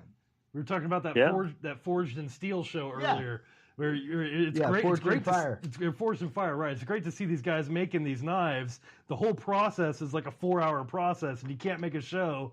You can't. 4 hours of that wouldn't be entertaining. Yeah, I was like, I don't care. I have a 4-hour attention span. I want to see the uncut episode. I want to see this live. That's me. I want to do that live. I was even saying that I contacted Scared This with our Scary Dad podcast on the HC Universal Network, and I was like, when are we going to go out and do a Sasquatch episode and do a live hunt on the air? And talk about this while we're like out with recorders in the distance and things like that, and listening for it. And to me, my proof positive is hundreds of years of anecdotal evidence. Sure. And that's eyewitness testimony is anecdotal evidence. But, absolutely. But there's also hundreds of years of Native American. That's what I'm talking about. Legends and lore about the hairy tribe living, in the woods, and that they would leave food out for because they didn't want them coming into their, village or whatever and raiding their crops. All the tribes across North America, almost all the tribes have a name in their language for the, whatever the hair-covered beings that lived in the woods. I mean, they had their own name for Sasquatch, Bigfoot, whatever. Bigfoot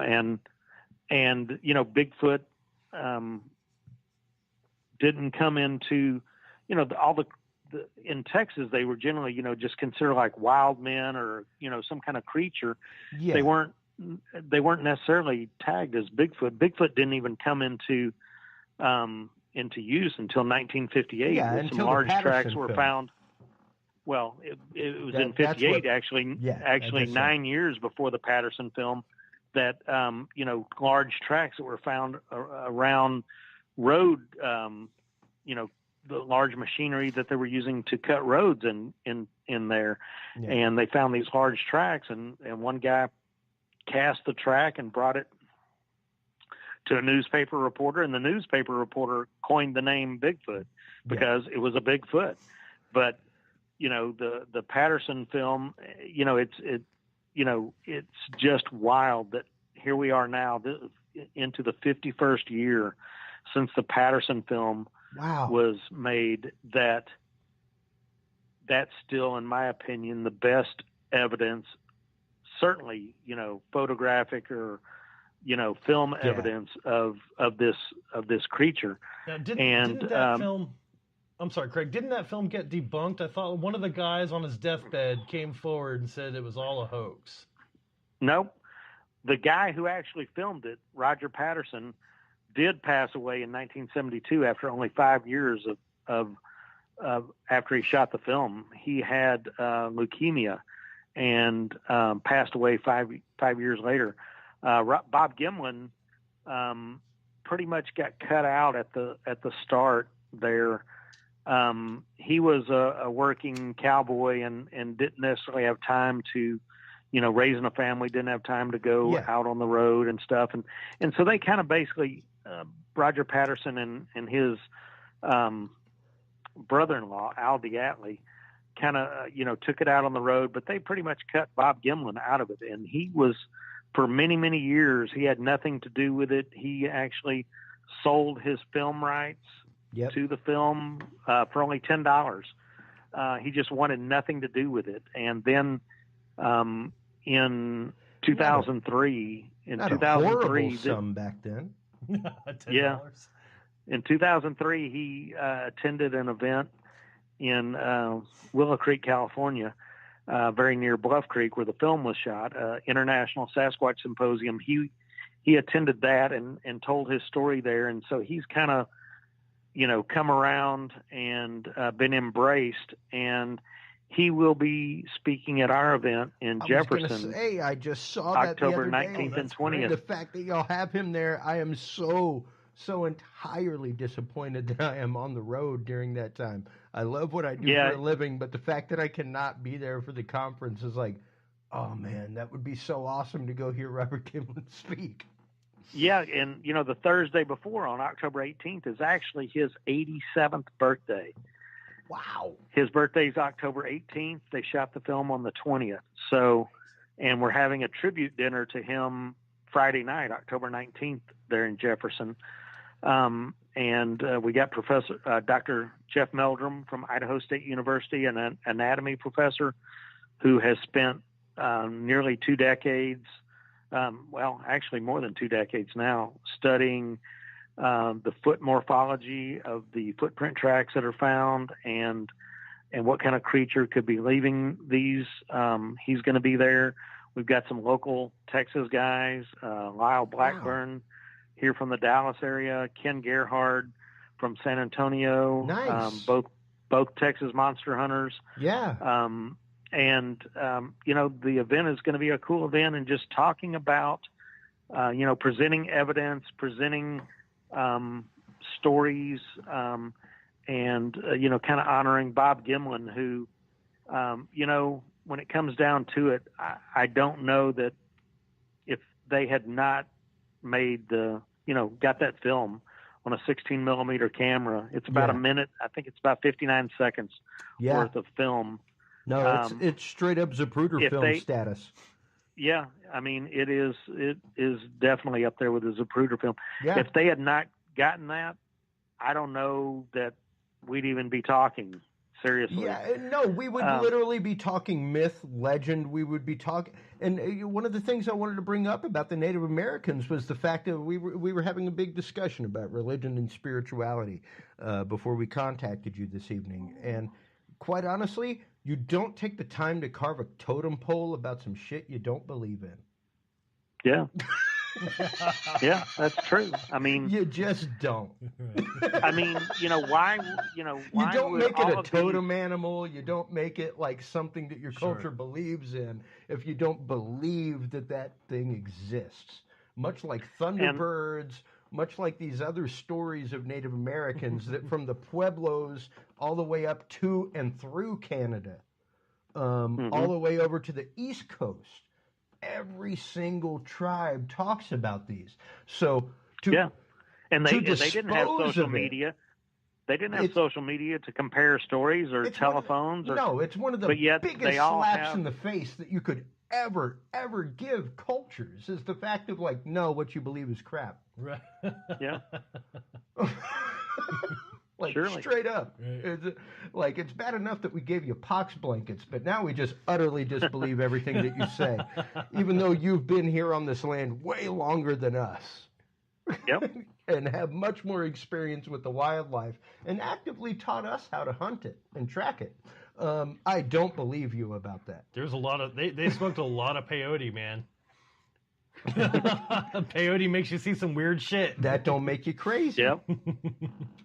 And that's just it, is the fact of that anecdotal evidence is there for hundreds and hundreds of years across cultures, across borders, across tribal lines, not just here in America, but abroad. Whenever you're talking about Yeti, whenever you're talking about the European wild man, be it the Siberian European wild man or the Southern European wild man, whether it be, like you said, you got the Yowie in Australia.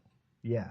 The Yeren in China. Mm-hmm. I mean, every continent except Antarctica has, legends and lore of, whatever, a bipedal hair-covered hominid, a creature of some type out there. And, if you take into, like you said, all the anecdotal evidence, all the footprint, the tracks that have been cast over the years, all the people that have submitted sighting reports, to me, it's way harder to believe that every person is lying or has been hoaxed. Every footprint that is out there is a hoax. is mistaken. It's way harder to believe all of it is BS in totality than it is that there's an undiscovered creature that's out there. That's just it. And it's the fact of there were reports for way too long before we had the means to fake shit. Yep. That's a good point. You know, our means by which to fake stuff in the realm that we would consider faking nowadays, even if you were to try to fake the Patterson film, would have been a feat of ILM at the time. Well, and you consider when you're talking the 51 date in years which ago. it was made, exactly.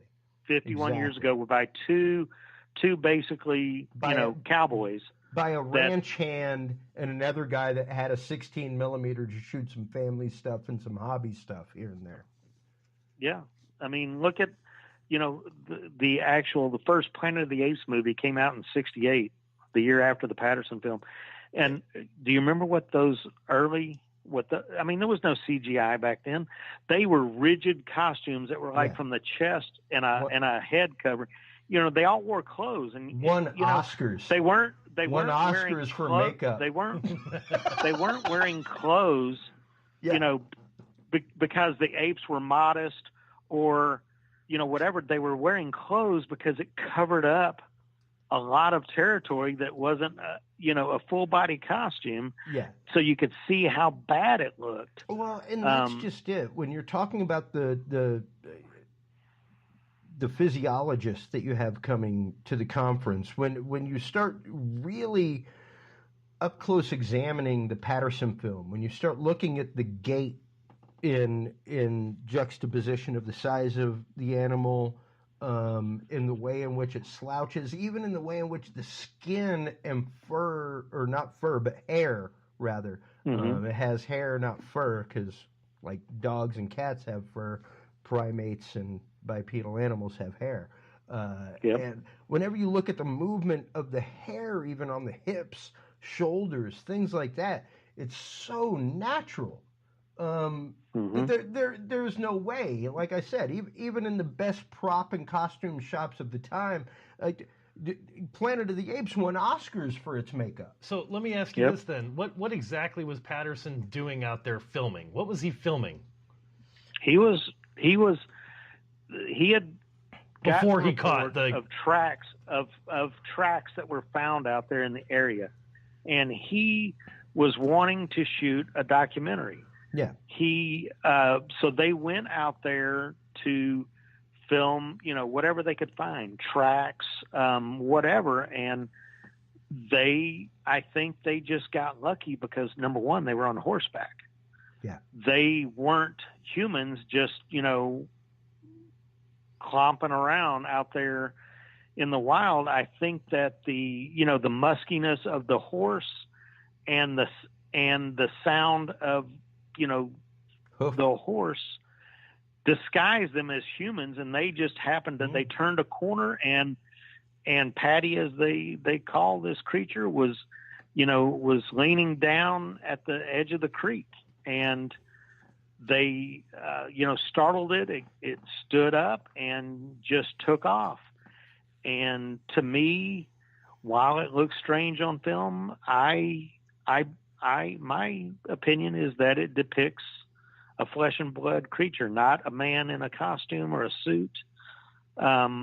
It depicts, an unknown bipedal creature. And while it doesn't look like what I saw in Louisiana, in different parts of the country, there's actually, it's called Bergman's rule, Bergman's law, one of the two.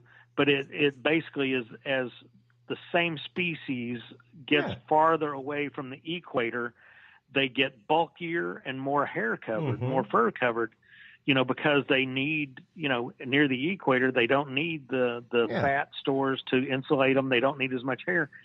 And, it's simple a good friend of mine Darwinism. who's You're in a involved different in this, environment. that is from Pennsylvania, that hunted up there, hunted deer and hunts deer here, said, my God, the white-tailed deer up in Pennsylvania are huge compared to the ones here in Texas. Right. They need to be, they don't have to have the severe winters and all that, and so they don't have to stock up the fat stores. Yeah, it doesn't look necessarily like what I saw. What I saw was much leaner, but and like I said, it appeared to be gray in my headlights. I don't feel that there's, again, my opinion, a whole bunch of different species out there roaming around. Like you got the Pacific Northwest Bigfoot is one thing, and then the Texas Bigfoot is another, and then the skunk ape is something else. I mean, but sure, it would lend itself. I feel they're all the same, but they may just have adapted to their environment. To me, I look at it like catfish, man. There's flatheads, there's yellows, there's blues. They're all catfish. Yep, they're all Depends catfish. on if they're in brackish water, fresh water, right. Channel water. Depending on the environment, there's going to be variations. Yeah, exactly. And if they're filleted really thin and rolled in cornmeal and fried really crispy, they're delicious. They are damn good. Why would you do that to Sasquatch? Once again, I'm talking about catfish. Cajun. Oh, okay. Once again, Cajun. I come across some Sasquatch. Might have to throw it in a gumbo. I will definitely take some pictures of that thing as I'm dressing it out. Well, I would hope I've you got some contact boudin me coming. to share your pictures. Some Bigfoot boudin. That's what I'm saying. Yeah, I mean that's going to be. I'm going to start up a food truck for your convention. That's what I'm going to bring is Cajun Sasquatch cuisine. Sasquatch balls. Yeah. Fried Sasquatch balls and things like that. Skunk ape tacos. Yeah, that would be fantastic. As we do close out this episode, I would like you to share with everybody where they can go online to find out the latest and greatest from the Texas Bigfoot Research Center, as well as where they can go to buy their tickets for the upcoming conference here in all of a couple weeks, and what they can look forward to there. Well, they can, basically Facebook has become so pervasive. We have a Facebook page there that has a lot of information on there. It's got our the 2018 Texas Bigfoot Conference has an event page on Facebook with information about, the speakers, where to go to register for tickets. Last year, we sold out in advance and had to turn people away at the door for the Saturday event just because we reached building capacity. There was no more room to fit any more people in, and people were still wanting to get in. So if people are interested, they should definitely look up the information and pre-register for the event. Like I said, it's going to be a really cool event. There's the tribute dinner that we're having Friday night to Bob Gimlin, which will be, like I said, a day after his 87th birthday, and just give thanks to him for, being involved, getting that film 51 years ago, and being, basically a goodwill ambassador. He's a really genuine man. He's 86 right now, and he could probably whip any three of our asses right now because he's been a cowboy his whole life. He is stout. He's a solid piece of muscle, and he's a great guy, an honest man, and they can find that information out there. Just backtracking a little bit, something I've been working on for a couple of years. In February, I finally got the mayor of Jefferson to sign a town proclamation that declared that Jefferson was the Bigfoot capital of Texas. Yes. I've gotten a couple other town proclamations from the mayors through the years. Back in 2005, they issued a town proclamation that the third weekend in October in Jefferson was officially Texas Bigfoot Weekend, and that is also the weekend that we have the conferences. Nice. It's the 19th and 20th of October. So it's only about 6.5 weeks away at this point. Just a little bit. It's going to be here. It's going to be here soon. Craig, just real so quick have we? have we managed, Brian? Have we managed to sway your BS, the needle on your BS meter, more towards being a possibility that Sasquatch is out there versus you have not? You have a little bit, and it was when you said when you told us that it was harder for you to believe that that everything is a hoax and that all the evidence has been fabricated than it is to believe that it's not. When you said that, it kind of made me think a little bit about it more. I'm on the fence still, man. I'm like 50-50. Half of me thinks that there's no way that we've gone this long without discovering this large of an animal in this populated of an area. And then the other half of me is like, you know what? We really don't know what's out there all the time. We don't know everything that's out there. As a matter of fact, here's a statistic. I'm on the fence. Speaking of Bigfoot country from the Pacific Northwest, I'm not sure at last count how many it was. At one point, there were 73 aircraft that were downed in the Pacific Northwest that had crashed and still don't know where the wreckage is at. And that's a large metallic object that's stationary. With a tracking device. Right. You know, I'm sure you have overhead radar. I get it. Yeah. Yeah, we're overhead talking radar, about, they can find something like that. You know, looking for Sasquatch is not like looking for a needle in a haystack. It's more like looking for a moving needle in a whole field of hay. In a whole field of haystacks. You know, we're not looking for a stationary object. Right. You know, these things may have family groups. They would almost have to be, you know, breeding population to keep them, you know, to keep populating out there, which, you know, I still think they're pretty rare.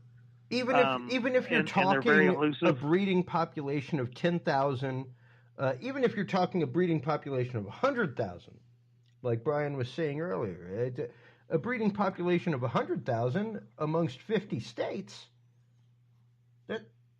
that's 2,000 a state. Like, that's not rocket math. Right. That's 2,000 in a state. Now let's get into like metric yardage of the state and acreage and things like that, and the actual territory of a typical animal, even a brown bear. Good luck finding that. When you're talking about 2,000 animals within a state. If you look at it that way, there'd be like one on every corner in Rhode Island. Whoa, Rhode Island? Who goes to Rhode Island? I don't even know if Sasquatch goes to Rhode Island. You know, but that's just breaking down like sheer divisional numbers just within the United States. And and most of the guys, you know, the earlier guys that really got started in this, the scholarly guys that may have been, you know, professors or outdoorsmen or whatever, you know, one of, you know, the estimated population in North America has been estimated at, you know, by these people that I feel are, you know, are credible, that know what they're talking about, you know, is as low as, you know, 2,000 to 6,000 across North America. Yeah. So you can imagine if you know, as large as Canada and the United States is, you that know, a very low spreading Sasquatch. Those out there in pockets of a couple of animals here and there, you know, they're pretty rare, not only rare, but elusive and few and far between. That's a low Sasquatch to land ratio. Like a lot of large animals, you know, when they get sick, you know, they go off and seclude themselves. Yeah. And even you know, and that. either get better or die. You know, like you said, you're not tripping over black bear carcasses out in the woods, and there's a lot of black bears. There's a in lot North of America. black bears. We know the population of black bears. we actively track that. And good luck I forget finding what a carcass. I forget what the last number was on the population of black bears, but it's way up there. Oh, it's for mountain lions, enough to have a hunting season. Let's put it that way. You know, to call enough for it not to be a lottery to go out and shoot one. For mountain lions, cougars, panthers, whatever you want to call them, there's a lot less of them than black bears. bears. And still they are seen, they are tracked. But, you know, I think the number on panthers, mountain lions, cougars, whatever you want to call them, was North America was like maybe 25,000. Yeah. So if we're talking that Sasquatch is maybe 10 times More lesser rarefied numbers than that. Yeah. You know, they're not going to, you know, they're not going to be seen that often. And if they're as intelligent as we think they may be, or even you know, give them credit for compared to, known primates, gorillas, chimpanzees, good God, as smart as a cougar. Let's just give them as smart as a cougar. Smarter than a cougar, smarter than the average bear. Gotta be smarter than the average bear if you're talking black bears or brown bears in America, or even Kodiaks or polar bears. Hell, they've taught gorillas and to sign language, for God's sake. So I mean, there's got to be some level of intelligence there that that they have witnessed people. They know that it's probably not in their best interest to be seen. I think most of the sightings are probably accidents, on the Sasquatch's part, that, it's, crossing a road at night and poof, oh no, here comes a car. Oh, well. Yeah. Well, I mean, what are you going to do? I'm sorry if you put a road in the middle of my home range, you punk, but I got to get to my water. Yeah, guys, I'll keep an open mind about everything, but I don't think I will fully be able to believe it until I'm slapping a version of it ground in between two pieces of bread with some cheese on it. Until you got a Sasquatch you got a sandwich, gumbo. Until I try me a burger of Sasquatch burger. Yeah. Squatch burger. We're gonna get into all kinds of PETA stuff once that happens, bro. And it does stand for what it stands for. People eating tasty animals, doesn't it? It's damn skippy. I've said for years I wanted to start PEVA, People for Ethical Vegetable Awareness, because it's been shown in studies that broccoli feels pain. You ain't doing nothing about those crop harvests. Well, if we weren't supposed to eat animals, they shouldn't have been made so tasty. That's right. No Pork should not be so delicious. I mean, imagine, how about lobster or crab? And who was the first guy that ate one of those? And how did he talk the second guy into eating one? Or a chicken, an egg, man. Seriously, the first guy that ate an egg, he's like, look at that thing that popped out of that chicken's ass. We're going to eat that. Yeah. Here's an interesting little piece of factoid out of the state of Maine, because I lived there for 7 years almost. It was actively cruel and unusual punishment in the early 1900s to feed lobster to prisoners in Maine. They were so common, they were the roach of the sea. Yeah. Yeah. It was not until the Queen of England came and visited, and it was served to her, that it was considered a delicacy. And at that point, it became so harvested that they had to enact the laws that are in place today to actively save the species. I wonder if they were trying to insult her at that meal, and it just didn't work. She was like, I love it. It's great. She'd heard about it. She heard that it was like this colloquial thing that people ate and stuff like that, and she wanted to try. I mean, good God. I mean, most people wouldn't try shepherd's pie if they knew what was in it, or kidney pie. Yeah. Well, I guess that's pretty obvious what's in it. It's kidney. Or spotted dick. Yeah, exactly. But I'm Cajun. I don't give a damn, man. We can make a sauce out of it. Let's go. As long as you got a roux, you can throw whatever in there. That's it, my friend. A little bit of burned flour. You got a soup going. And on that note, Craig, thank you so much for joining us this evening. I've been wanting to have this episode since I started this show almost 180 episodes ago. I was like, I want Bigfoot people on. I want UFO people on, and to actively find people that are credible in these fields, actively find people that are active in these fields and aren't just somebody out, doing stuff on their own. Instead, they're people that are putting on conferences about it, talking to people within the field, talking to professionals, doctors, witnesses from 51 years ago, things like that. That's the kind of stuff that we're looking for to be able to bring to our audience so that we can talk to people like Brian, who isn't completely convinced, but is at least willing to research it some more. So where are you guys located at? We're out of Austin. We're technically in Arlington, Virginia right now. Maryland. We're in Yeah. Oxon Hill, Maryland right now. Yes, Oxton, yeah. So what convention are you guys at? We can't tell you about a convention that technically should not be named. Right. If we told Literally. you about it, we might have to do something nasty. We'll tell you off air. Right. But we're just going to assume porn. That's fine. I would probably say that one because that would be some clout. But yeah, this is literally one of those that amongst non-disclosures in the industry, we cannot name what we're working for. So if you told me, you'd have to kill me. Right. We can gladly tell you off air in personal circumstances, but we cannot do so in public. But you guys, normally you reside in the Austin area? Yes. Yeah. Okay.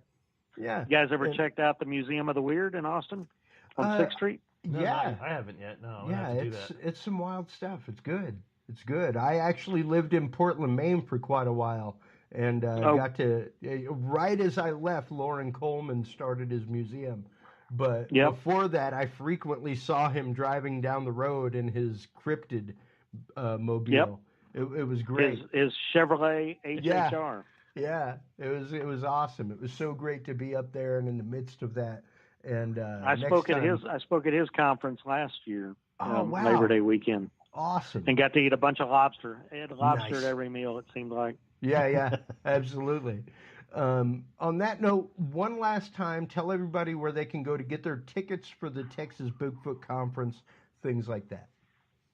Well, look us up on Facebook. You can find the event page under 2018 Texas Bigfoot Conference. We also the Texas Bigfoot Research Center on Facebook. That'll get you to the information about the conference. Like I said, we've got Bob Gimlin, who was there 51 years ago almost when the Patterson-Gimlin film was shot, will be here. Dr. Jeff Meldrum from Idaho State University, Lyle Blackburn from the Dallas area, and Ken Gerhard, both, Texas monster hunter guys that are out there talking to people that see these things and following up on that and follow up on all kinds of stuff. And we've got Shelley Covington, Montana, who's a dedicated Sasquatch researcher who is trying to get credible evidence. She's put together her own evidence collection kit that she'll be actually selling some of those out there. Awesome. So we'll be talking about all kinds of cool stuff, all kinds of research, all kinds of, eyewitness accounts. And Craig, how much are the tickets? The tickets right now, we only have the VIP ticket, which, like I said, until we got to see if we've got room to actually before the event to have general admission. But right now it comes with reserve seating at the conference all day long on Saturday. We got a catered, is that the catered Cajun meal, actually? Speaking of Cajun, we got by a chef from New Orleans. We've got special presentations, film premiere, special presentation Saturday night, and that is $75 for that package. Oh my Lord, like I said, are you serious? It gives you reserve that is seating. Absolutely amazing. Yeah, if you're in the paranormal world, you know about paranormal Dude, I'm in the conferences and stuff. You can Comic-Con spend, world, and I'm here to tell you, $75 for a seated meal. It's totally reasonable. That's more than reasonable, man. Like, I challenge you to go out to a seated meal like what we had for dinner tonight would be $35, $40 get all a the person. not get all the great Bigfoot information. Yeah, not get the exhibitors, not get people with and, tables, speeches, presentations, films, all that kind of stuff. Getting to shake Bob Gimlin's hand. Yeah. Right. And what's the date? What are the dates? October 19th and October 20th. Man, in Jefferson, Texas. That's great. And I'm here to tell you, folks, you guys need to change your schedule. Going, oh man. And I definitely want to talk about that with you off air here in just a second. I got to go out with some whoops and knocks because that's some of the coolest stuff I've ever heard in my life, to actively hear Bigfoot whooping and knocking on stuff. It's some of the most incredible stuff out there. Thank you so much to Craig for joining us tonight. Make sure to go out on Facebook and check out the Texas Bigfoot Research Center. Make sure to go online to Facebook and check out the Facebook event for the Texas Bigfoot Research Center Conference this year in Jefferson. Get your tickets. Once again, Craig, thank you so much for joining us. Again, Brian, thank you so much Thanks for joining having us. me. It's great talking to you, Craig. All right, good talking to you guys. Once again, please do hold the line for just a second. I'd love to talk with you for another second or two. Until next time, folks, if you can't be good at it. We'll talk to you soon. Take care. Bye-bye.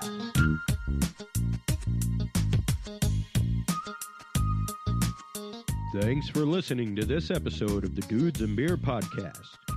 To listen to our audio streams or chat with us live, download the official Dudes and Beer app for Android and iDevices, available on Google Play and iTunes markets.